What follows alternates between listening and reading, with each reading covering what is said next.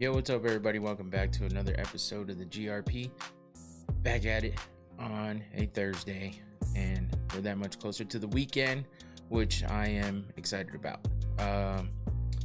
It hasn't been a rough week. It's just felt like a long week, so I'm ready for the weekend. Nothing particular happening, but that puts us closer to the UFC 324 finally getting an event after what will be 6 weeks. But of course, before the goddamn event gets here, we have bad news. And it just seems like this week has been, I think, a little over a week from today has started just like little things happening here and there with the UFC that makes the beginning of the year kind of feel shitty. Amanda Serrano should fight Amanda Nunes in UFC and boxing. That would be sick. And that's actually something that I have ready to go to talk about in a little bit. So good call, Johnny. I'm glad that I've already thought of these things so that when you guys bring it up, it means that you actually wanted to hear about that. So that's awesome. Good synergy, I guess. But yeah, that would be exciting, I think. It's just, Serrano not having really fought MMA to the level of Amanda Nunes, but I guess it's on the flip side, Amanda not boxing like to the level of Serrano. Might make it even, but yeah, I don't know. It's a tough one. We'll get into it. Other than that, UFC 324 takes a big hit, as you saw if you paid attention to the title or the thumbnail. Kayla Harrison out of UFC 324 because she has a neck injury. And yeah, for sure, Infinity, different styles. I mean, boxing, MMA, obviously MMA fighters have not done well with boxing.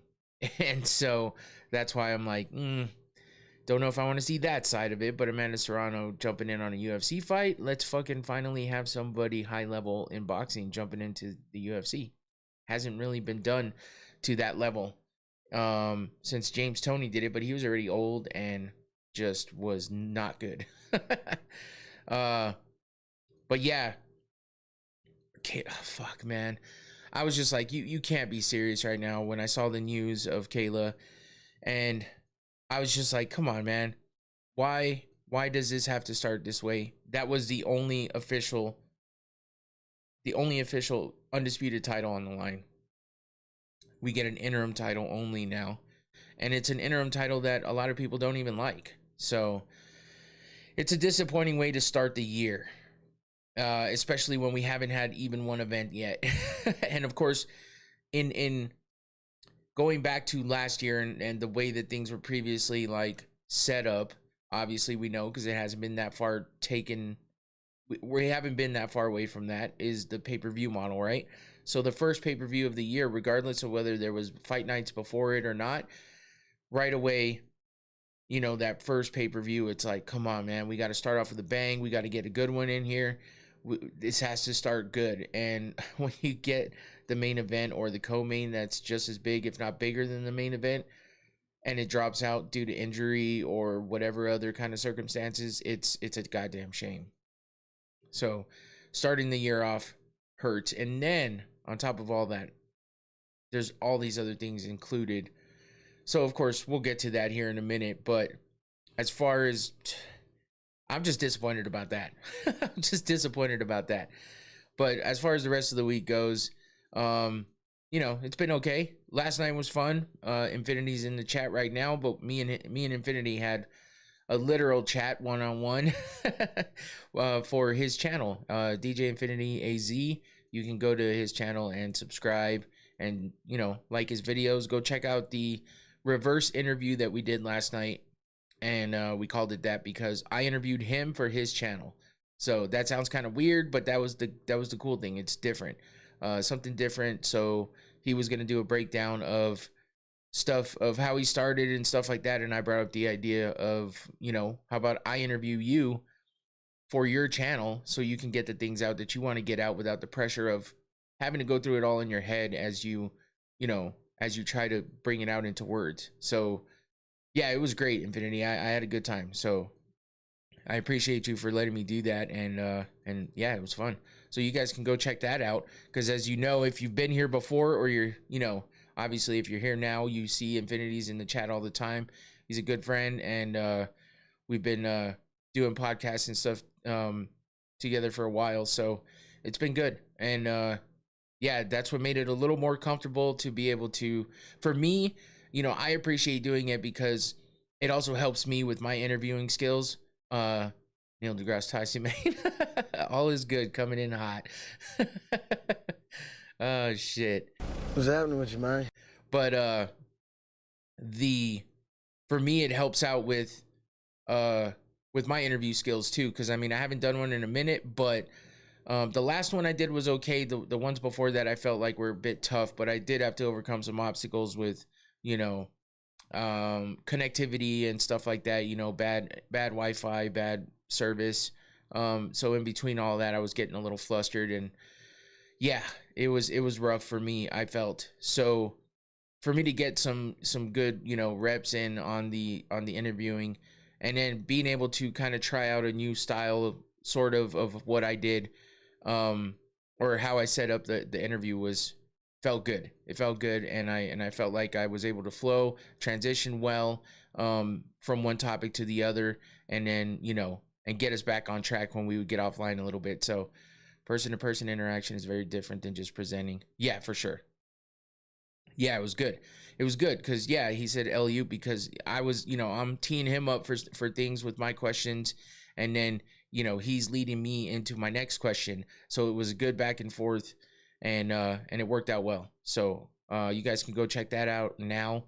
It's up on his channel, so go check it out. Go subscribe to him, and he's got some good things coming. I'll be making my way up to his studio at some point in time in the near future, and we'll always be doing stuff, back and forth on each other's channels. So as always, thank you for streaming, bro. Oh yeah, thank you. All is good for being here and interacting, and I appreciate you as well. We definitely did some salts too, and that's what I should get to real quick before I get too far, which is thank you, my sponsor, Noctane Smelling Salts. Infinity had a brand new bag last night that he got to get a big whiff out of. So we hit up the Noctane last night and talked about it for a quick second, because it is my sponsor, and Infinity supports them as well by buying some off of them. And it's a good fun thing to do before we get started. Get your mind going, and keeps you awake and alert, and that's what I use it for. So let's get a nice big whiff of this one. I'm going try to go in deep here. Let's see. Oh. Oof. Oh, that one hit without even trying. Oh my God, my eyes are watery. I think that's what I've been doing. I kind of been being a pussy with the salts lately. I really took a big whiff on that one. I needed that though. I needed to wake up a little bit. I felt like I was a little bit a little bit zoned out. Holy shit. That's what I like. Oh man. Whew. Okay, good. I'm good to go now. Noctane. I mean, the feeling only lasts for a couple seconds of that like intense reaction you get, but man, these I scared the dogs. I coughed loud. Holy shit. Anyway, this is the most potent bottle. Infinity likes to get the black cap, which is the mid-range, and then there's a white cap, which is the beginners, the novice bottle. So go check it out if you guys want to try out some smelling salts. You don't have to go in deep quickly. You can start off a little slower. So that sounds bad. I don't know why the fuck I said it that way. Holy shit. Hey, no diddy, man. No diddy. But anyway, go check out Noctane Smelling Salts. Thank you for the sponsorship, Noctane. Appreciate that. And thank you guys for always listening to it, because I know I go through the spiel every time, but I just like to give them their due. They hook me up with the salts. I hook them up with some promo. If it even gets one person to go buy a bag or a bottle, then that's great. So even made my dog growl. So yeah, it's good times. Buy a bag. Yeah. Well, it does come in a bag. That's what I was thinking of, it comes in a bag sealed up, because they do, no matter what bottle you buy. I bought some of the ones that Joe Rogan uses, and I got one of those. I bought a few of those bottles. They come in a bag as well. And even those leak. It's just the nature of the product. It's got, these have actual, like, it's got a lot more liquid than the other ones I've used, but I feel like that's what makes it stronger. So there's a potential for leaking. You just have to be careful with it, keep it upright and stuff like that, close it correctly. Otherwise that, makes it go way quicker too. But either way, good product. You can learn a lot about it if you hit up that QR code that was up there, or there's a link in the description below, as always. In every description there's always a link, because I just have it there at all times. So it's double bagged. Yeah. So anyway, back to, other news that happened that I saw this week. Well, first of all, not in MMA, but I saw Gervonta Davis has a warrant out for his arrest. Thoughts on Bo Nickal's personality this week? Oh yeah, I did talk about that a little bit. What was it, last show? But he has come out a little more, just talking about his I'll get back to Gervonta in a minute. I will answer this question real quick, because it is interesting that Bo Nickal was on Ariel Helwani's show as well, I believe. And yeah, he is entitled. He is entitled. He's got that attitude. He's overly confident, but he's also done a lot in his career. He has a lot of accolades that, other people don't have. But to get cooked like he did, from Colby Covington of all people, but along with Luke Rockhold, that shit was funny. I don't usually take any kind of entertainment out of anything that Colby Covington does, but holy shit, was he ready for Bo Nickal. And Bo is one of these guys that he doesn't really get amped up. He doesn't really get worked up. It seemed like he might have been a little bit when he's sitting out in front of in the crowd while these guys are up there on the stage. And I guarantee that's why he was acting that way. He feels like he needs to be the center of attention, because he thinks, oh, he's in wrestling and wrestling is his thing, so he should be the center of attention. He should be the main event of everything. But yet you get him pulling out of his fight or his wrestling match because Yoel Romero is 6 or 7 pounds over. Don't do it. 6 or 7 pounds over, and and it's a wrestling match, bro. Like, you're not fighting for a world championship, for one, and you're not even fighting. You're wrestling. Yo, what up, Tyler? But you're not even fighting. So why don't you just, the guy's a fucking beast anyway. 6 or 7 pounds is like, whatever. It's wrestling, bro. And also, maybe he just wasn't getting paid that much. I don't know. But his attitude towards shit is kind of annoying. And I just feel like, especially when you're getting cooked like that by guys that are on the stage while you're down there in the audience, just fucking getting looked down on, literally and figuratively. And then you prove everybody right by fucking pulling out of the match. Like, bro, get the fuck out of here. So I don't really like his attitude towards things. I think he's got a lot of potential. I think he's got a lot of talent. But the way that he went out against RDR, and what I've heard about him, that he just doesn't like to get hit, and he bounces back, he gets a big knockout, and that's good. But wait till you get to that higher level. RDR was one of the higher level guys, even though he looked horrible against Brendan Allen in that last fight, but he's still a higher level guy. It's a former 2 division double champion, and he just buckled under the pressure. And that's what Colby said. He said, no, I think Luke said it. He said, you quit before that knee actually hit you. And that's a damn shame. So Bo just needs to work on letting his fighting do the talking, because his mouth can't do the talking, because he ain't got it. He doesn't want that smoke when it comes to, fighting on the mic. He doesn't have that. So he needs to just chill with that red hair and and fucking work on his skills and continue to be as talented as I know he can be. Because I do think the guy has a lot of talent and a lot of potential. So Bo Nickal just needs to chill the fuck out on worrying about what other people think about him, and just get to honing his skills in. So when he's up there at the top, fighting for a title or having a title, which he, you know, a lot of people thought he was going to get there quickly, then he can talk that shit. Because then he's proven himself somewhere in MMA instead of just the wrestling stuff that he's done. So, highly talented guy, as he was in the Dana White's Contender Series and fought multiple times and won. And then finally makes his way into the UFC and does some big things, but personality list, man. Yeah, there's a lot of these guys out there that's just fuck, man. Some of these guys just need to shut the fuck up. And Colby Covington is usually one of them, but I couldn't help but laugh at what he was saying to Bo Nickel, because he wasn't doing the overly dramatic bullshit stuff that he does where, you know, he gets all crazy and has this character. He kind of was like, hey, I really don't like this guy. Let me fucking say what I mean. And it actually came out. So it was kind of good. And then Luke Rockhold jumping in. It's like, damn.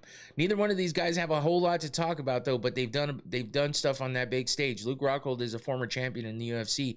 Regardless of how long he had that belt, he got that belt.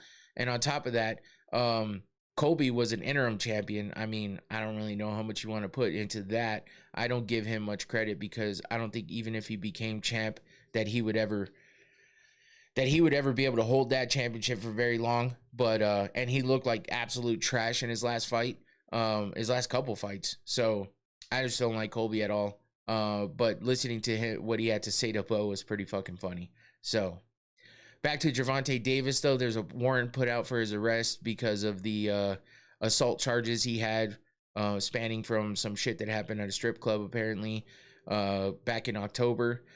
All I can really say about that is I'm not surprised, motherfuckers.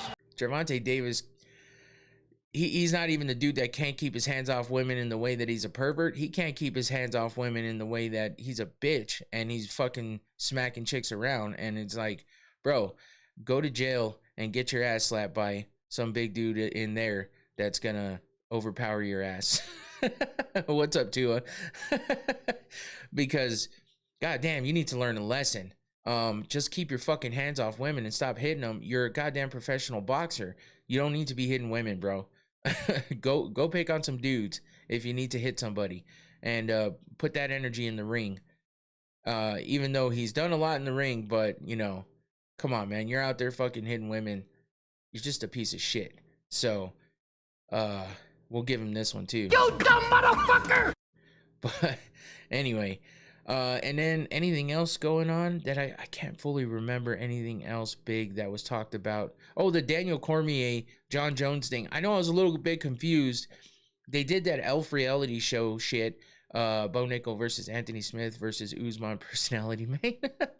I give Anthony Smith a little more credit than both of those guys. Bo Nickel at least has some talent behind him. Usman does too, obviously, because he's a former champ, but he's fucking too entitled as well and thinks the world of himself. So fucking, yeah, Usman can go away with that shit. Bo Nickel's right in that line of being up there with Usman. But Anthony Smith, he can be relatable at times, but he's kind of a dipshit. So, and he puts his foot in his mouth a lot. So they're all about on the same level. They're at least in the same tier.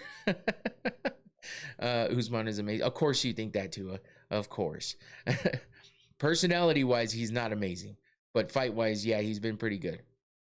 But he needs to he needs to fucking get back in it and do something.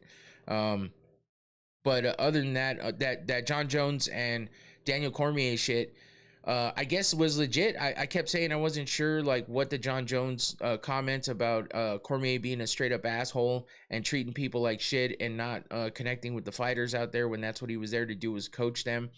I guess that shit was legit. They had already it's like from one day to the next I heard that they were doing that John Jones wanted to try to become friends with DC, and then the next day I'm seeing the clip of him saying he's just a straight up asshole. I'm just like, what? So I don't know, all this Cormier gonna cry again. Yeah. But hey, we got some good memes of John Jones crying too after he gets caught doing all kinds of dumb shit, getting arrested and shit. And yeah, there's some crying faces of John Jones too. But yeah, so that shit was legit, and that beef ain't ever gonna be over. I heard Cormier on Helwani's show today too, not today, yesterday, talking about the whole situation, and all he really had to say for himself was that, hey, you know me, Ariel, you know I'm not an asshole. He goes, I was yeah, sure, I asked my friend to get me a water. That's just like him coming to me saying, hey, you think you can get me a water while you're over there? I mean, what's wrong with that? And I could see that being misconstrued. Some people joke around with their friends in certain ways that that other people don't understand, or it's just like an inner circle thing. Me and my guys at work, I would consider us friends, and we all talk shit to each other all day. We don't really hang out outside of work or anything like that, but it's your work friend, and I don't mind those guys. It's not like I hate them. They're not like my closest friends in the world, but we work together side by side every day. So we give each other a lot of shit and talk shit to each other all the time. Somebody from the outside sees that or overhears this stuff, they probably think, hey, these guys are fucking dickheads. But that's just how we are with each other. It's brotherly love, man. Sometimes that's just how it goes. I talk a lot of shit anyway, just because, especially with my friends, that's just what we do, man. It's just fun. They should stay in their lane. Yeah. And, that's just how it goes. So maybe that was just John Jones having, getting that. He didn't get what he wanted out of the whole situation, so he wants to be a dick again, and he's good at that. So I'm not surprised about that one either. But other than that, I don't recall any other real big topics, unless you guys remember any other big news that came out that you want to talk about. Other than that, I would say we just hit up what I have prepped, and that is talking about this UFC 324 injury and cancellation of fights, which sucks. So let's get into that. Armin doing the media rounds. Oh, that is a good one, actually, because Armin he's been on streams, man, on IRL streams. He was on with Aiden Ross, which at the same time MMA Guru's on Aiden Ross as well, which is crazy. So that was funny because he was just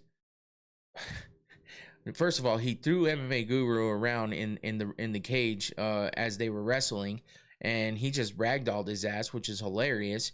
And on top of that, he talked mad shit to MMA Guru because Guru's saying that there's no way he'd be Ilya, and he's like, are you fucking kidding me, man? He's like, you don't know shit about anything, you're just a fan. Which in the same sense, he could be the same shit being said about me. I feel like Guru has some good takes on some shit, and he really lives the life of following absolutely everything. He makes a living off his channel, so it's hard to say that he doesn't know shit, but his takes are kind of bad in some ways. But Armin was on that. Armin was on Neon's stream as well, which is weird. I don't know if you know who Neon is. He's this goofy little kid. He's not even a kid anymore. He's a man, but he still acts like a kid. He's a very soft guy, and he tries to act tough, but he's a little bitch, really, in the end. But hey, listen, he gets a lot of big names on his stream, and Armin was on there, and Armin was trying to get him to ice skate, and Neon couldn't even get off his ass. Armin was dragging him around. Neon finally got pissed off and got out of the rink and went and sat down and was like, I got ass burned. And he was like, fuck this, I'm done. And so he got pissed off about that. Armin called him gay at some point in time because he asked some random chick, like, hey, what do you think of his hair? And actually, Neon asked, what do you think of my hair? Should I dye it back to black? Because he's got like overly done frosted tips, basically. And the girl's like, yeah, you should definitely go back to black. And Armin goes, yeah, you look gay. Which I was like, holy shit, on this stream. But other than that, Guru's been on some shit too. Like I said, he was on Aiden Ross, and he was also on the Nelk Boys podcast. He was on the Nelk Boys podcast as well, which is funny because I hear that the UFC absolutely hates Guru for all the things that he says and does, and the huge following, like cult-like following that he has. And he was talking mad shit about Dana White, which the Nelk Boys are all close with. Steiny on there was trying to fucking talk shit to him, and he got the best of Steiny on that one. But Guru's just not, I don't think he's not made for interacting with people like that. He's made for being here in front of a camera, reacting and talking his shit, and then talking shit to chat. That's it. He's made for that. He's very awkward outside of his realm that he's usually in. and it seems like he's trying to get himself out there and do more across the board with other people. But he was very awkward when he was with Demetrius Johnson as well. When they did the podcast, the very first podcast together, before it all went away. I'm not sure what he's trying to accomplish by doing all this, but he's definitely getting himself out there and doing the rounds himself. So it's weird to see, because we're used to seeing him one way with the beanie on and you know, the same style of shirt every time, and you know, everything's just plain, and he's just going nuts on camera in front of a mic. And instead he's in front of a mic in other ways, but and in front of a camera too, but it's all out there in the world, and it's just awkward as shit to see him doing that. So I don't know, man. Some of this stuff is crazy. He talked about the drama with Nina drama as well, and a few other things, just all about the UFC, and he's just talking shit about all of it. And the Nelk boys are all uncomfortable because they're so tight with Dana White and the UFC. So I don't know if you guys have seen any of that, but if not, go look for it. It's pretty fucking hilarious. It's all over TikTok if you're on that algorithm, I guess. It all popped up for me for sure. So other than that, let's get into this Kayla Harrison stuff and get started. So of course we all know at this point in time, unless you've been living under a rock, that Kayla Harrison is injured. She has a neck injury that required surgery immediately. She already got the surgery. She's out for at least 6 months, according to what everyone is reporting, according to the doctors that did the surgery on her. So that's upsetting, because obviously she's supposed to fight in just over a week. Antoine, what's up? Welcome back, man. Appreciate you for coming back. But yeah, Kayla injured, neck injury too. That's pretty serious. And I heard it hasn't been too bad, Antoine. Hopefully yours has been good as well. But I saw a lot of people talking about, oh, this is just a ploy to get her to fight on the White House card because they want her on the White House card. They figured out that her and Amanda would be better on the White House card, and blah blah blah blah blah.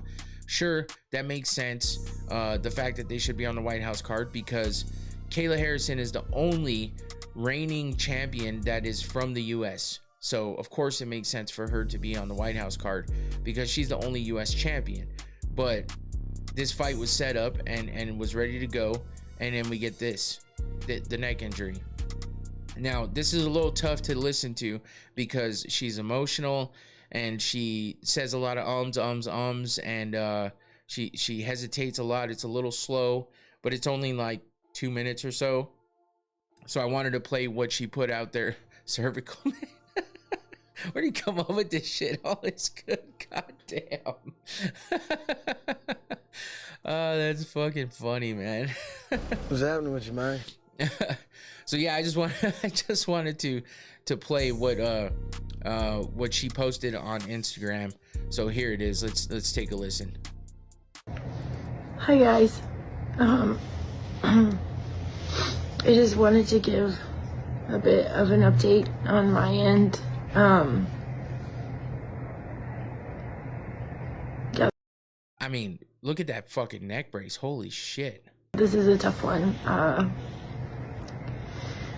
I had to have surgery on my neck yesterday here in New York City with the specialist, Dr. Kim. So, Antoine, they're saying that it's about at least a 6-month recovery time. After that, I don't know, but they're it sounds like they're counting on it being a 6-month recovery time. And on top of that, Kayla being the savage that she is, and as great a shape as she's in, and the athlete that she is, she might try to push it for 3 or 4 months out. They're saying that the UFC is probably hoping for her to be well enough to fight at the White House card. But I mean, a neck injury that required surgery for herniated discs, I don't know, man. I don't feel like that. Yeah, shouldn't be rushing that one for sure, just like Infinity said. So let's see what else she had to say. Yeah. So in lieu of that, obviously we're going to have to reschedule the fight. And I just want to say I'm sorry. I'm sorry to Amanda. Was really looking forward to it, and I just want to thank everyone. What up, Tyler? I want to thank the UFC for taking such good care of me, Dr. D and Jen and the whole team over there. I want to thank Dr. Kim here in New York for seeing me and taking such good care of me. I want to thank my mom who's taking care of my kids at home. I want to thank all my coaches on American Top Team and all my teammates.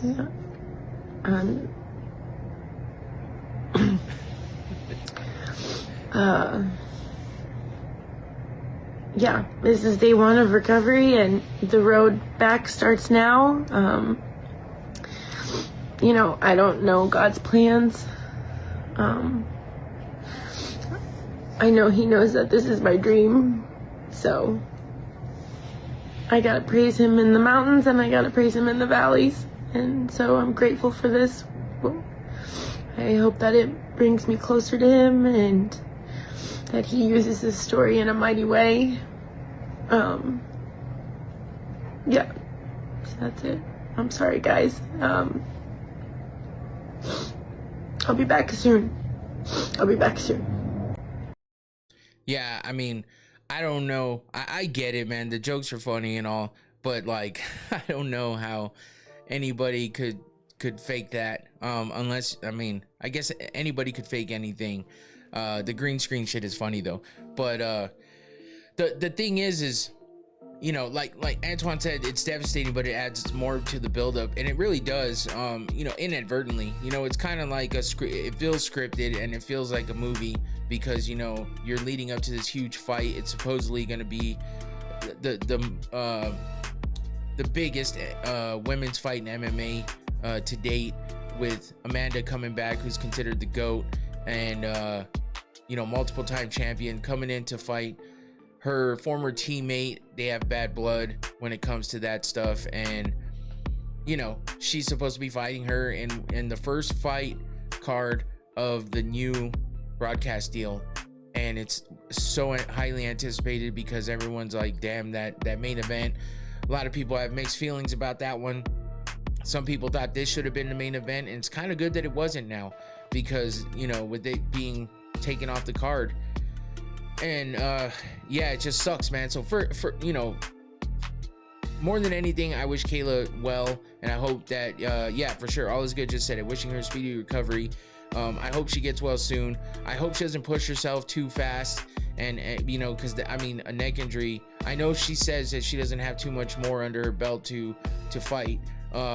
She wants to get a few more fights in there and then call it a day while she's on top, but you're never gonna stay on top if you rush yourself in from an injury like that and get yourself to the point where you can't ever fight again. And then say you lose and you get injured when you lose, so not only did you just lose your ability to fight anymore, and possibly your ability to walk, because a neck injury like that is devastating, and it could be really bad. I know she's a high level athlete and she's in great shape, but you know the saying, ladies first, so of course it wasn't going to be the main event. At 35, do you think Kayla will go on a long reign if she beats Amanda? I think with modern medicine, fighters can fight longer now. She's also 35, so healing is not the same. Yeah, well, she is 35, but she's in better shape than all of us. I guarantee that, because she's a fucking freak when it comes to her health and the way that she's built.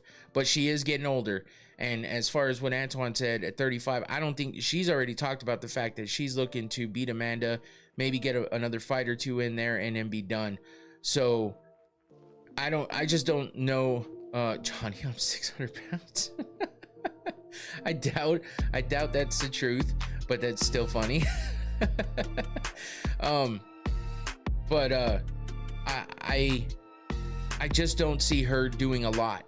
I don't see her doing a lot more than beating Amanda, because that was one of her top things that she wanted to get done. So I don't think she's gonna go on a long run. I feel like her plan was probably to beat Amanda, get maybe 1 or 2 more fights in for the rest of the year, and then call it quits then, or even calling it quits after beating Amanda. Who knows? I just know that she was close. She's already talked about it quite a bit, and she doesn't want to continue to make that weight cut because that is something that's difficult for her. And a lot of people are saying, you know, that maybe the weight cut had something to do with her injury, but she's been doing this weight cut, man, and she's been fine. Sure, all of it could build up and lead up to something like this, but I don't know. Oh my God, hope she don't die on her shield. Yeah. Norma Dumont probably angry right now. Yeah, that's the other thing. You know, there's people waiting in line, so this holds up the division. So, you know, everyone's talking about, are they going to keep Amanda on the card? Are they going to keep Amanda on the card? Are they going to throw an interim title in there? There's no way that they're going to have Amanda Nunes fight for an interim title when she left the sport and retired with multiple belts and having damn near cleared out the division, and making it look easy at the end. Especially, I don't see how they could ever put her into an interim title fight. I don't know that Amanda would even fight for an interim. So who holds more weight in her legacy, the 2 gold medals or winning a belt in the Ultimate Fighting Championship? Well, Kayla's also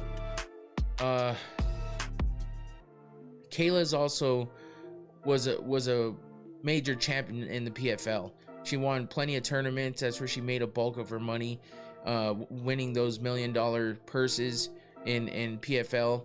And she was, you know, multiple time champion there as well. So she has been an MMA champion, just not in an organization that's considered the best like the UFC, but now she is a champion and she's defended it already. So I don't know if that holds more weight than the 2 gold medals in the Olympics, but I know that it's definitely just shows and proves the high level that she's at.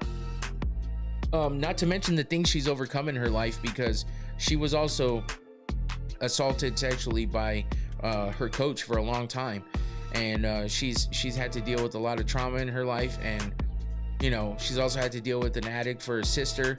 So she winds up what do you call it? Oh, God, what is the word?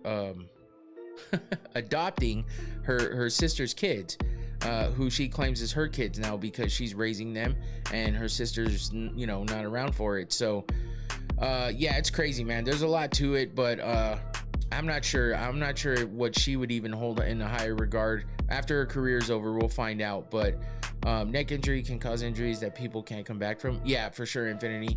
UFC should book Norma versus Juliana. That would be a damn good fight, honestly.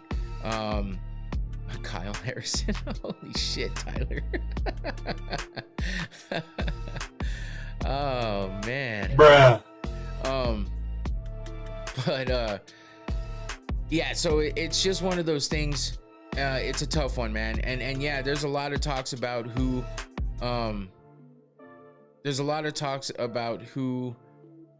should Amanda fight, or who should step in for Kayla.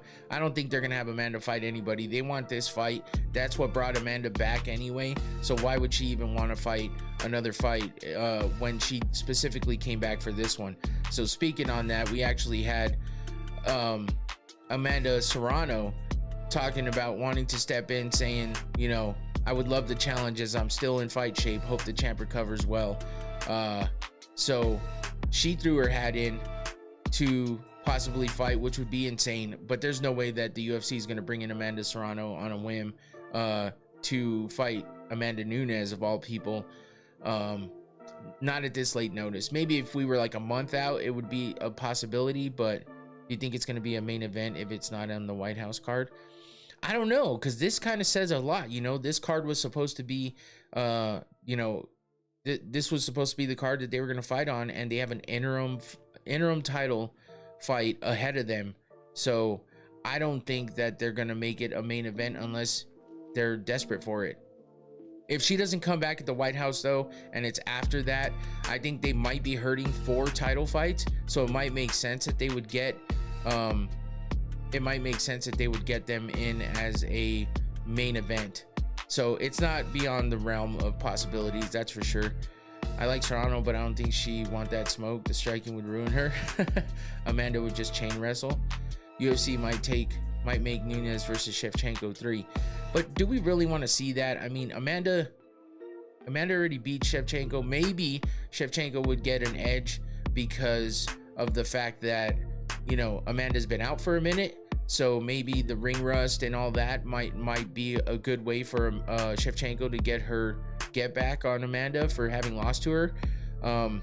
So that's not a bad idea, but I don't see the UFC making that fight. I don't think it's gonna happen, and I don't even know if Amanda wants that fight. Like I said, she came in to fight Kayla specifically, so unless she's really itching to get that fight in, especially now that she's been training for it and all that, you know, and I'm sure the weight cut hasn't been the best. She was probably getting down to the nitty-gritty of really cutting that weight, so it's, you know, at least it happened before she was really cutting that weight. That I'm sure it was tough, but I don't know that Serrano's power would translate, because I think if she got enough training under her belt, she would understand the concept of the leg kicks and the takedowns, and she might be the way that most people are when they first come into MMA from another sport. They might be a little timid from throwing their punches like they would in boxing, because of the fact that there's that threat of the leg kicks and threat of the takedowns. Adam Nunes won't be fighting, bro.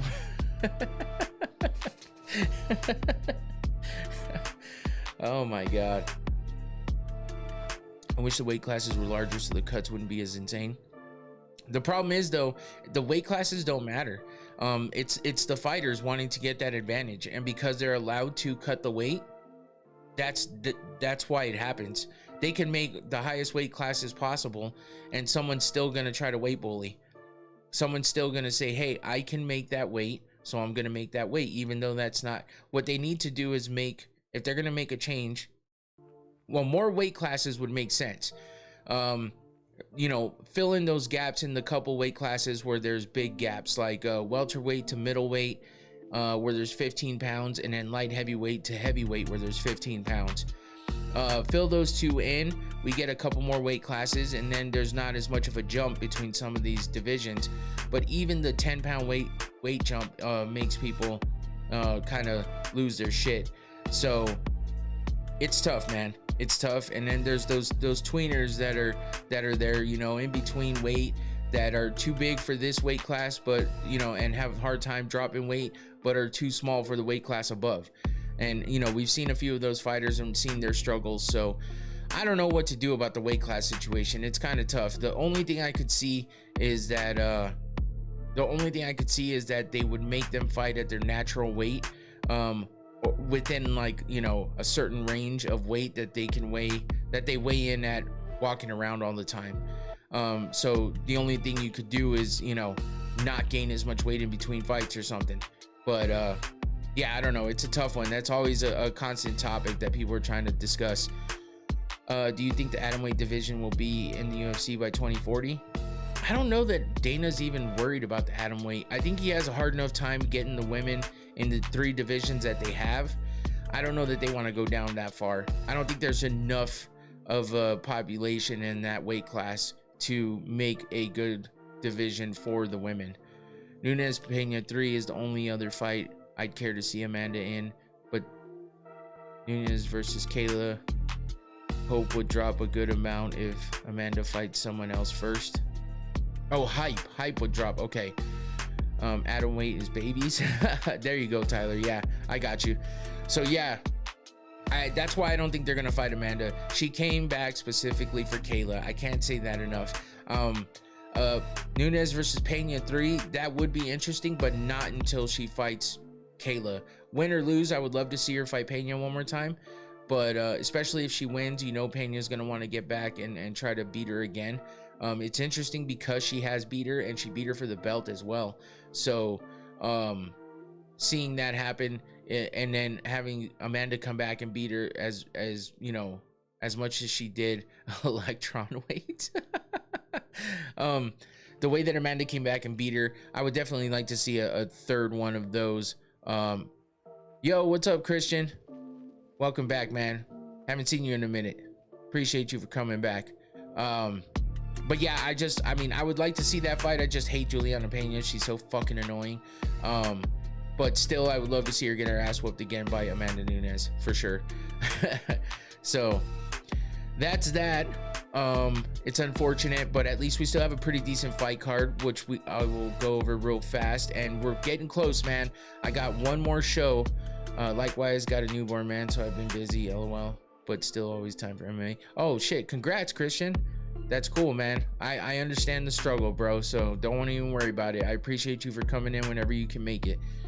But as far as the fight card goes, you know, we still got a pretty good fight card, I feel like.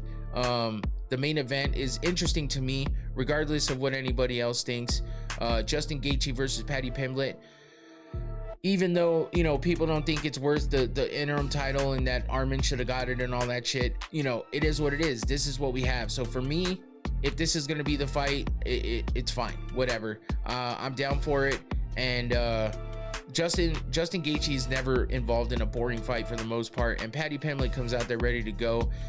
They don't have any bad blood between each other, so there's not a lot of drama going around about it. But I do think that they are both capable of putting up a great fight, and I think that we have a possible banger on our hands here. So especially because they both have something on the line. They're fighting for a title, regardless of whether it's interim or not. You know, it puts them in line to fight for the undisputed next. I know that's not always the case, but it's a great possibility for them. Do you think 324 would be historic if we get a lot of finishes? I don't know that it's that good of a card. I think with Kayla and Amanda on there, it might have been considered that, but without that fight, some crazy shit has to happen for that to be considered a historic fight. It's going to be one we remember quite a bit because it's the first one coming from Paramount Plus, just like all the other firsts. But unfortunately, it's going to be remembered about the fight that should have been. So yeah, that's tough. Justin going to hit Paddy more than Jared Gordon. Shit. Do you think Justin being a two-time interim champion could put him in the Hall of Fame, like considering the millions of fighters who compete and never challenge for the belt? It is a possibility, especially with what Justin has done in the game, in the UFC, the BMF fights, his fighting style. People won't agree with that whatsoever, but he did win a belt even though it was interim, and if he does it again, shit, you never know. If Umar and Sean wins, they should fight each other next. Yeah, that would be interesting as shit for sure. But yeah, we got Justin Gaethje versus Paddy Pimblett in the main event for the interim lightweight title. We got Sean O'Malley versus Song Yadong moving up into the co-main event now since Amanda and Kayla is off. So Sean O'Malley gets put back into at least a co-main event after, you know, having been in those main events for so long. If you were a fighter and you want an interim belt, would you feel like an undisputed champion? No, I wouldn't. I would know the difference. I would be happy to have gotten a belt of any sort, but most people don't remember people that won an interim title. It's more about what they did with their entire fight career and if they ever get that undisputed. But for me, I would feel like something's missing, and that would be to be considered the undisputed, you know, champion. And then I would feel like the next thing is to make sure I defend it at least once. But that's just my mentality. Let's see. I think O'Malley by decision against Song Yadong. Yeah. I want O'Malley to be able to come back and start knocking fools out again. I feel like that's what's missing from his game. That's what's missing from him being exciting, and he's missing that killer instinct. And I remember Tony Ferguson as an interim champ. Yeah, but Tony, I mean, El Kakoi's like, that's a whole different thing, man, because he should have had a title fight way before he should have had a title fight so much sooner than he did. And then we all remember the cursed Khabib versus Tony fights, between Khabib, getting sick and missing, Ferguson getting injured. Tony, most overrated fighter in history. I don't know about most overrated. I could understand somebody feeling like he's a little overrated, but I don't know about most overrated. That was just curious because Tony and Dustin loved their interim belts. Well, Tony's a different type of cat, man. He's just crazy. I think Dustin just loved the game in general, and everything was far and beyond what he thought he could ever do. So he just appreciated all of it, and I feel like maybe Man, Tyler, bro, you go so hard on the old fighters, man. You gotta give it up. Was a 9th division champ. No, but in his reign of being great, he was great. So we remember him for that. That's all. I'm not saying he's the best ever. I'm not saying that fucking he deserves more than what he ever had. I'm just saying there's a lot of what ifs within his career, and it just sucks to see how he went out. And that's the thing. It's recency bias for you young motherfuckers. I'll tell you that right now.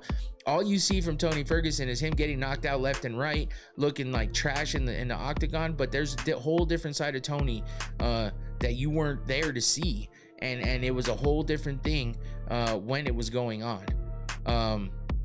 Loss equals washed in y'all's minds. What the fuck? You're the one that's saying he's not shit, basically, because of the how much he's lost, probably because that's all you've seen from him. So I don't know, man. LOL, these Connor noobs. Cal, what's up? Welcome in. Were you on the day the 5th fight got canceled due to the pandemic? Shit, I don't even know. People act like as soon as the bell rang in the Gaethje fight, he was instantly washed. Oh, so you're talking about Gaethje. I was, man, you're confusing the shit out of me, Tyler. I don't think Justin's washed, but I do think that he's at the end, where if he doesn't get something done here when he has the chance, then I don't know that he's gonna be able to make his way back. Let's see, could Tony still make the Hall of Fame given his belt and 12 fight win streak? I don't know, man. I think he fucking really killed his legacy a lot with how many times he fought and lost, and the way that he went on a 9-fight losing streak. He almost lost as many as his biggest win streak. That says a lot, man. I know BJ Penn kind of did the same thing, but BJ Penn was a multiple division champion, I think, or at least had the belt more than one time. And he was an animal, and he did a lot of crazy shit, and he was ahead of the game for when he was, back in the day. Tony versus Justin. Oh, okay. Sorry. I'm getting confused as I'm answering all these questions. My bad. Patty by sub, Christian says, okay. I mean, that is a possibility. Kids, you'll watch the events regardless. Stop whining. I still remember where I was when Michael Jackson died. Holy shit. People act like Tony magically became washed as soon as the cage closed for his Gaethje fight. Okay. Yeah. No, but I will tell you this, the amount of times he lost and the fact that against some of the guys he probably shouldn't have lost against, that's the problem here. So that's the problem with Tony Ferguson and how he ended his career in the UFC. And it makes a big difference when, you have almost as many losses in a row as you did for your biggest, win streak that made you what the legend that you are. And I still consider him a legend. I'm not saying he wasn't washed after. But yeah, it's a tough one, man. That's why sometimes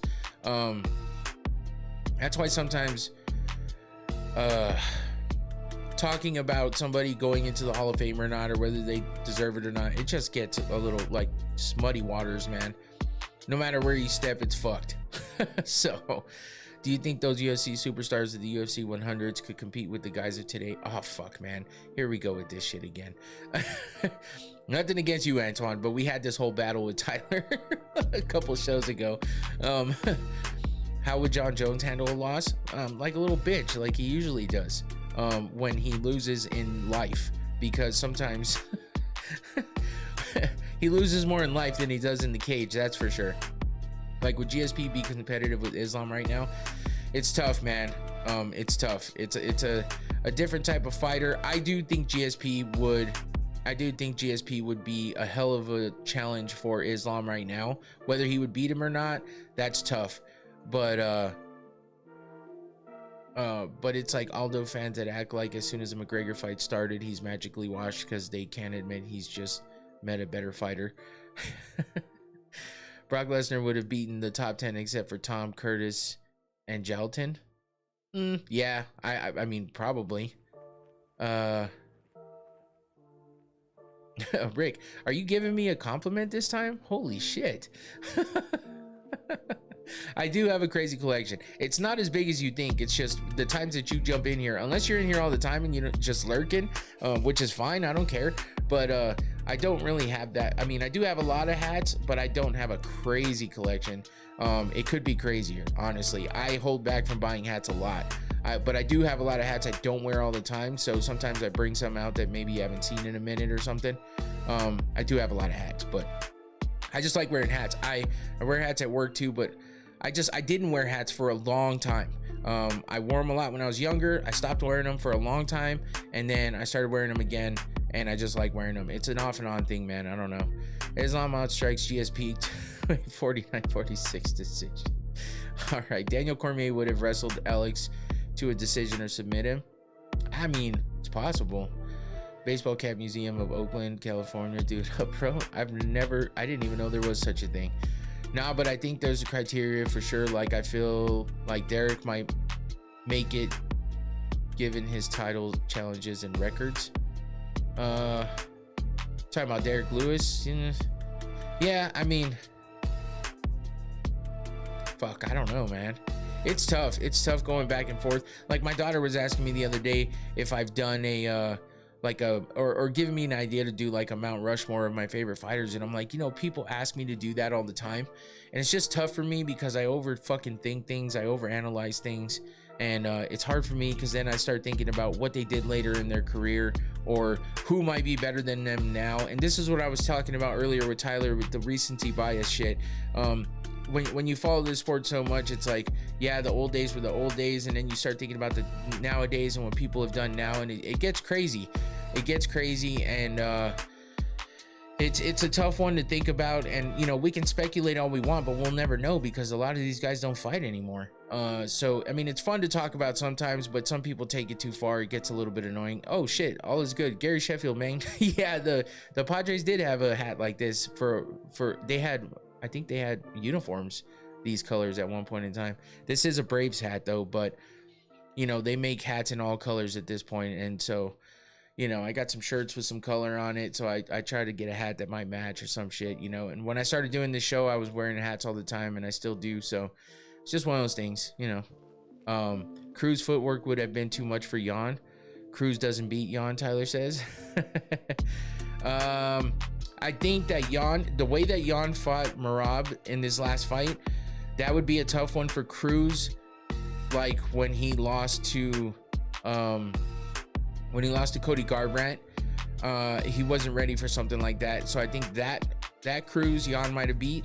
But the Cruz that came in when he first got the title and started going on that run of defenses in between all of the injuries, I don't know that Jan could have hung with him at that point in time, because that footwork at that point in time was not something that people had seen before, the way that he was doing it. So that's a tough thing to say. Cain Velasquez pressure and cardio would have been too much for today's heavyweights. That is actually pretty true, Johnny. I think that's actually an accurate fucking fact right there. I hope they put Gary Sheffield in the Hall of Fame. Yeah, Gary Sheffield was dope. That was definitely one of those guys I followed for a while. So anyway, let's get off of this topic, change the music a little bit, and let's get into the newly announced fights. And that was, what athlete do you think lived a wild life and still dominated for the sport? Lawrence Taylor. Oh yeah, LT. But dude, back in the day, Darryl Strawberry was a hell of a fucking pitcher, and that fool was fitting 8 balls up his nose. I'm just saying. BS announcements, Tyler. Yeah, I mean, yeah. Well, first of all, part of my thumbnail said this. It wasn't even the thumbnail. I think it was my description that said something about disappointing. Just things that are disappointed. The way that Dana White is just these announcements on fucking Instagram don't get you hyped up for anything, man. It's like he's so disconnected and disinterested, and if he's not, he sure as shit lost the fucking passion for what he would do. At least when he would jump in and be like, "What's up, everybody?" and he had some fucking energy. And now it's like, all right, guys, announcements for now. I got a couple fights for you. I don't know if you'll like them or not, but I don't give a shit. who gives a shit? You know, it's like, that's his answer for everything. Who gives a shit? It's like, bro, what are you doing? Oh, dude, Doc Gooden too. Yeah, Doc Gooden and Tyler, or I mean, Tyler. I fucking read the name in the chat. Doc Gooden and Daryl Strawberry. Yeah, those boys were living that Miami life, bro. Even though they didn't play there, but it was close enough. Joe winning by 4th round TKO. Yeah, Adesanya versus Joe Pyfer. The story is fucking crazy because the 1986 Mets won the World Series and everyone was getting high. Yeah, I was only 5 years old back then, but I heard all the stories. Grasso and Barber can go either way. Yeah, live. Tyler, what are you saying? I thought they were gonna announce Pineda versus Gone, Yuri Oberg, and it was this crap. Yeah. Yeah, that's what I'm saying. Like, I thought it was gonna be a big announcement. You know, we saw tweets and shit saying, "Oh, Dana, the boss man, Dana White's going live on Instagram. Be on the lookout later." And then it's like 10 fucking hours later, we get it. It's like, what? And then he's just like, hey, what's up, guys? Sorry, I kind of almost forgot to make the announcements, but here they are. Just so you know, Adesanya versus Pyfer, Grasso versus Barber. Yeah, they're all great fighters. Okay, cool. See you guys later. Peace. It's like, what the fuck kind of announcement was that, bro? Shit. He didn't have his gourmet coffee and breakfast before the announcements. Jesus, man, it was already fucking damn near dessert time by the time he gave that announcement. It was ridiculous. But yeah, it is what it is. But we got Israel Adesanya versus Joe Pyfer. I'm an Adesanya fan. I don't care what anybody says. I get the disdain for him. I get the hatred for him. But I've liked Adesanya since he was a kickboxer. I heard all the hype around him. I checked him out and I thought he was, you know, badass. And then next thing I know, he's jumping into the UFC and I'm like, oh, okay, I've heard enough about this guy. I've seen a little bit from him. I like this. And then to become the champion that he was, I've just been a fan of his for the, you know, since he came into the UFC. So the problem is though, the way he lost to Imavov, fuck, it was tough. And Joe Pyfer hits hard as fuck. And he's younger, but we've seen Joe Pyfer not have the most interesting or exciting or great fights. You know, they called the fraud check on him once because he lost, but then he had another fight that was uneventful. It's like it's tough, man. But I think Pyfer has a lot of talent. He's got a great story behind him.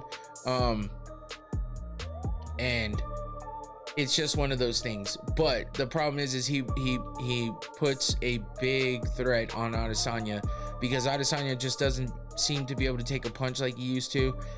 And he just doesn't seem to be fighting at the level that he was fighting at before. So I'm a little worried about this one.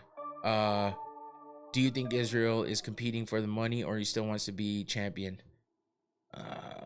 I think it's a little bit of both, but I think he's doing all right on money. So I think it's more the love of the game to show and prove that he's not done yet. I think he wants to maybe get one more run under his belt. I guarantee if he were to fight for a belt again and win, he would retire right after that. Guaranteed. Chandler on suicide watch now that Dana said Conor fight isn't happening, bro. No, Chandler doesn't give a fuck. Yeah, he's waiting for that payday, but if he waited 2.5 fucking years before that fight actually got booked and then didn't even bitch that much after it got canceled, I don't even think he gives a shit, bro. I really don't. I don't know. Chandler's just a different dude. So yeah, I don't know. What are you damning, Infinity? Is that what he said, or was it something I said? I didn't think anything was too crazy there. But Chandler fake personality. Yeah, I mean, maybe. If that's true, that dude can put up a good front. Chandler cares a lot about the Conor fight. What are you talking about, dude? He doesn't stop talking about Conor. Conor lives rent-free in Chandler's head, bro. It's because he doesn't give... He wants the Conor fight. Oh, I got you, Infinity. he wants the Conor fight for the payday. I guarantee he fucking retires after that Conor fight. That's why he doesn't care about taking other fights. That's why he waited so long, and he's still waiting. I don't know, man. I don't know. Yeah, he talks about Conor all the time because he wants that payday. That's what everybody does. It's just ridiculous how long he's waited. So yeah, something can be said for that. But I don't think he cares in the end. He wants that payday, but that's what he cares the most about. I rock with Chandler, Mizzou graduate. Yeah, he just hasn't had the best showing in the UFC though, unfortunately. Izzy beats Pfeiffer. Man, I sure fucking hope so. I sure fucking hope so. Grasso subs Barber. I can see that happening. But Barber's been looking pretty good lately, so I don't know. Chandler should sue the UFC for loss of potential money. Not a bad take, honestly. Not a bad take. And for Grasso, do you think winning the belt and not defending it can still put you in the Hall of Fame like she was the undisputed queen? Yeah, I definitely think so. I think they hold Grasso in high regard. So I'm pretty sure she'd be a Hall of Famer, especially if she keeps going and maybe wins the belt again. Two-time champion. I don't know that the UFC uses the same kind of logic or you know, same kind of basis that I would use as far as not defending a belt ever, because Conor, we know, is going to get put in the Hall of Fame regardless of whatever else he does, and he never defended a belt either. So but you know, he was a two division champ. He was a champ actually, so the family are tuned in. But yeah, I mean, I don't know, man. As far as Grasso versus Barber goes, you know, I think Barber's been looking pretty good lately. I think that she's rejuvenated after like her few losses and the injuries and all that stuff. You know, the canceled bout earlier last year. She came back looking pretty good. What are you asking me? Do you think 324 blows, bro? Weird title fight in the main event shouldn't be for a title. I get that take, man, but I mean, it is what it is. It's what we get. I don't think the whole card sucks at all. I think it's actually a pretty damn good card. What the fuck? When Grasso was champ, who were the other two Mexican champions at the time? Yair was an interim champ, right? And then Brandon Moreno. I always say Brandon Moreno for sure. And Yair, I think at one point was an interim champ at the same time, because didn't they give him that special Mexican belt? Yeah. So also, I wanted your opinion. What's the hardest position in football? The cornerback? I don't know football that much, man, unfortunately. Cornerback is a tough position. I think a lot of those guys on the line have hard positions because they just get fucking run over all the goddamn time, and they're just clashing heads all the time. And you know, if somebody gets through a line or can't get through a line, that shit fucking, I mean, that gets looked down on a lot. The O-line and the D-line get blamed for a lot of shit. So those guys take the brunt of everything, and they don't ever hardly get to touch the ball. So it's like, I mean, those positions are tough. Cornerback is tough too. Yeah, I mean, the quarterback itself is tough because those days of punishment where you're getting sacked left and right because your O-line can't hold up. That makes for a tough night. And even though they get treated differently, yeah, I think it's easier to say what's the easiest positions in football, because that would be like kickers and shit. Them dudes are faster than they look too. Yeah. Yeah, those big guys, it's like a fucking car crash, man. It's crazy. But as far as Grasso versus Barber, I mean, Grasso won the first fight, right? So Barber's definitely looking to come back and get that win back. But let's see. Oh, I never went. Waldo Cortez Acosta versus Derek Lewis is also on the main card. I feel like that should be a damn good fight, depending on oh shit, yeah, I mean, they do got it hard because they do get hit sometimes, but you know, people get penalized for hitting them, and on top of that, yeah, they get blamed a lot for kicks that are missed, but they're literally counted on to make those kicks. So it's a bit different. Kickers don't take enough damage.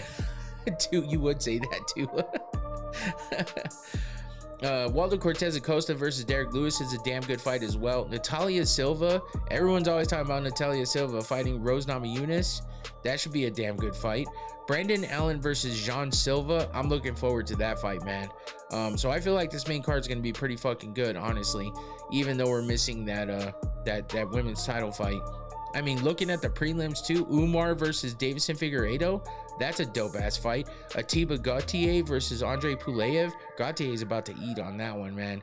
He's gonna fucking I think he's about to go run through Pulev.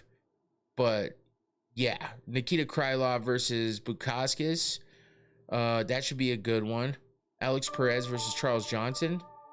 Man, these are all pretty good fights. Michael Johnson versus Alex Hernandez. Josh Hokett versus Denzel Freeman. Ricky Tercios versus Cameron Smotherman. And Adam Fugit versus Ty Miller. Pretty damn good fights on this card. I think this one's better than UFC 25 overall. I got a T-Ball on my fantasy team. Hell yeah, that's a good choice. So yeah, man, I think it's a good card overall. But as far as Grasso versus Barber go, yeah, these aren't the greatest announcements ever, but at least we got some. There's some other fights. I mean, Chito Vera got announced to fight. Do you think Krylov can still make a push towards the top? He's still young. I don't know, man. It seems like he fell off quite a bit. He just doesn't. He needs a spark under his ass. He doesn't look like he has that same passion that he had in the beginning.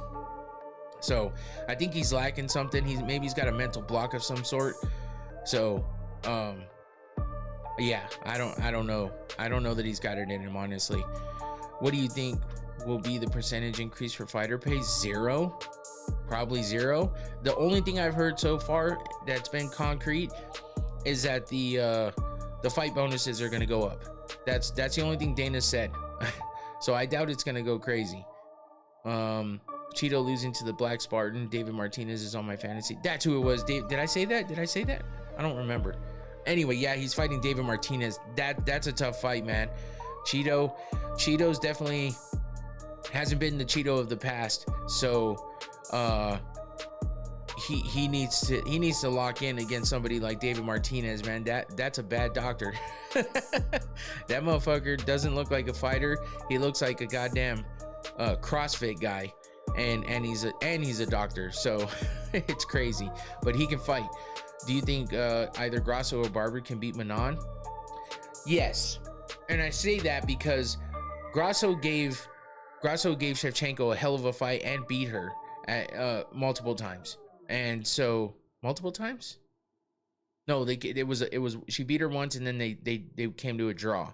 So the fact that she beat her, though, I think the way that Shevchenko made Manon look, I think that Grasso poses a different type of threat for Manon Fiorot that even Shevchenko didn't give her. So I think if nothing else, she would decision her and beat her. Yeah. Barber is a different story. I don't know if Barber can take the punches that Manon Fiorot can land, but can Barber be elusive enough for Manon not to land those punches? Maybe. With the way the way Barber's been looking lately, that's a possibility. We'll believe bonuses when they actually happen. Yeah, that's the only thing that he's actually said. So no one said anything about any percentage of that broadcast money going to them, that's for sure. What do you rate the first 2 numbered events, 1 through 10? I rate UFC 324 before the canceled fight. I rated at least an 8. Now it probably drops to at least a 7, which isn't too bad. I like it. It's just I can't get it too high because there's not even an undisputed title on it now. That kind of sucks. Maybe I'll give it a 7.2. As far as 325, let me look at this one again real quick. Volkanovski versus Lopez for your main. Hooker versus Benoit Saint Denis co-main. Fiziev versus Rufi. Tai Tuivasa versus Tellison Teixeira and Jimmy Crute. Didn't Jimmy Crute get hurt? I thought I heard Jimmy Crute got hurt. But him against Dustin Jacoby. I mean, that main card alone doesn't match up to the main card of 324. It lacks a little bit. If you look at the prelims, Selkild versus Rong Zhu.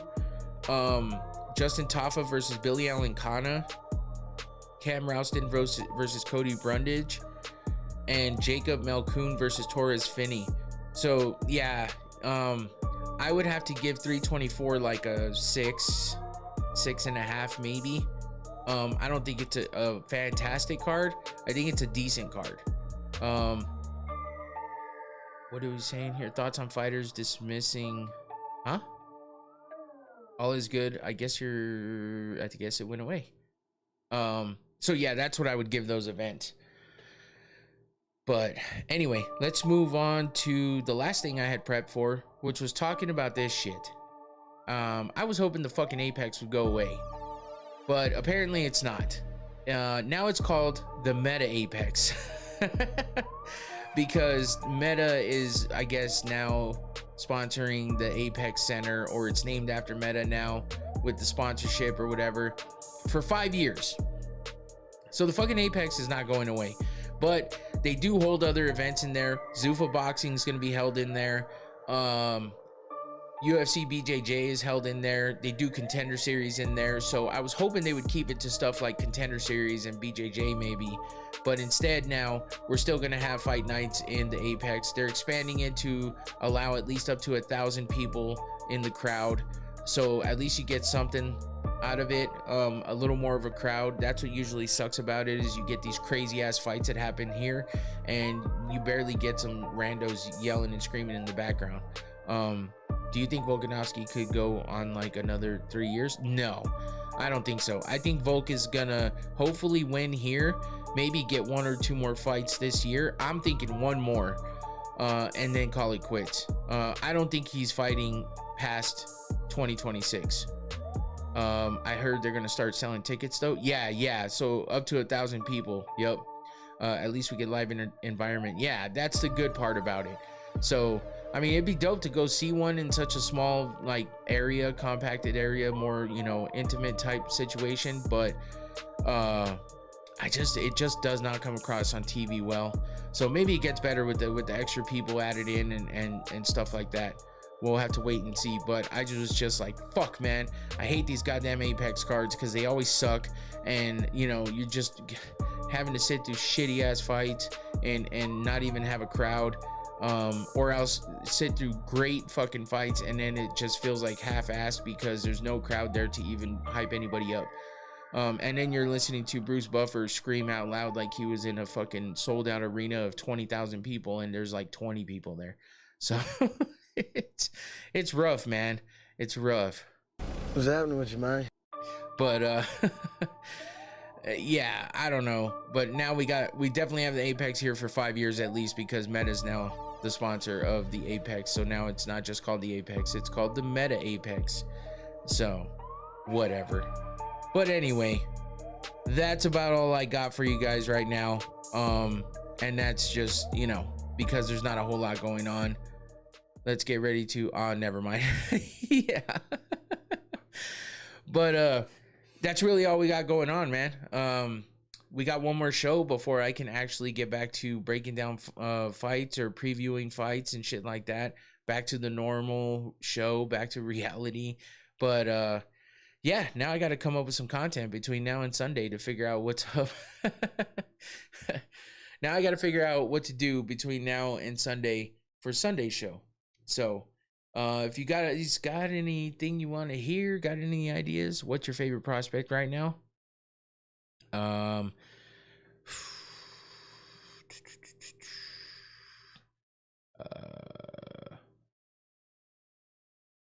I don't know, man. Oh, thanks, 78 Northwest. Appreciate you. And how's life been treating you guys overall? Pretty good, man. Pretty good. As far as prospect right now, I mean, Cell Killed for sure is one of them. I still like Wellmaker, man. I don't think he's derailed just yet. I think he lost that one fight, but I think he's gonna come back stronger. So I feel like Wellmaker's still definitely one of those guys. And David Martinez too, man. He's damn good. He's one of those guys I don't remember all the time, but you know, when I do think about him, I'm just like, damn, he's good. That boy's good. So yeah, but Infinity said Big E will head north. Yeah, in February. I'm definitely going to head out there. I was talking to my wife about that today. So yeah, we're going to tie down a date for that, and I'll be in studio with Infinity. So don't forget, again, like I said at the beginning, we did a reverse interview. We did a reverse interview on Infinity's channel, and I interviewed him for his channel. It was something cool, something different. It went well as far as I'm concerned. I enjoyed the hell out of it, and it was good practice for me for my interviewing. It was good for Infinity to get his thoughts out there and not have to worry about how he was going to structure it or whatever. We just went and did the damn thing. So also, what city are you from again? My bad. I'm in Tucson, Arizona. So not a crazy city, but big enough. If y'all got prospects, have E interview them. He's on point. Oh shit. Thanks, Infinity, appreciate that. Yeah, man, I enjoyed it, and it was fun. It was good practice, and yeah, I'm heading up to Phoenix with Infinity. That's where he's from next month. There won't be any numbered events next month, so we're gonna make something happen. I owe him at least one visit up there, if not more. So we're definitely gonna make that happen too. Go to his channel, DJ Infinity AZ, to go watch that interview. It's a good one, man. He had some good answers for the questions I had, and you get some good insight into where his mindset is, and where we came from, starting with doing these shows and podcasts and stuff. And yeah, no doubt, Infinity. And oh man, that's what's it like living over there? 100. Oh fuck. You get used to it to a certain extent. But yeah, then we're bitches for the cold. It's not that cold, and then we feel cold, so it's a different type of thing. But yeah, other than that, that's really all I got, man. That's really all I got. So don't miss the show on Sunday. I guarantee I'll have something good for you.